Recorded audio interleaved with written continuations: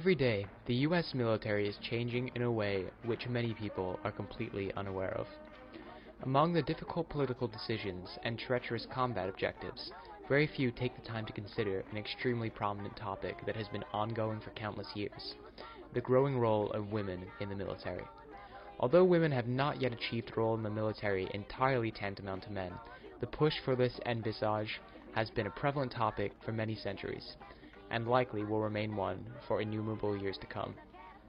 Women's role in the military in the United States dates back as early as 1775, the time of the American Revolution.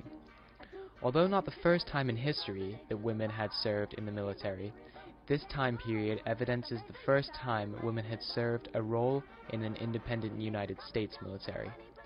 Although it was forbidden for women to engage in any action during this time, women did have the important militant roles, such as serving as cooks, nurses, water bearers, and laundresses. However, just a few decades later, women decided that they had the right to take a more active role in military operations. In 1846, at the start of the Mexican War, an American woman named Elizabeth Newcomb enlisted in the Missouri Volunteer Infantry under the name Bill Newcomb. Several months and 600 miles of marching later, she was discovered to be a woman and was discharged from the army. Newcomb's efforts to partake in the military combat did not go unnoticed.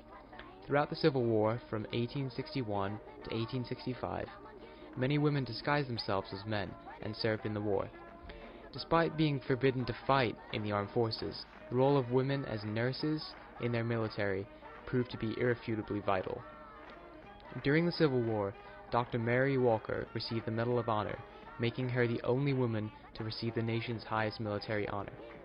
In 1901, the Army Nurse Corps was established, and in 1908, the Navy Nurse Corps was established as a result of the large number of nurses who were in contract to the U.S. Army during the Spanish-American War.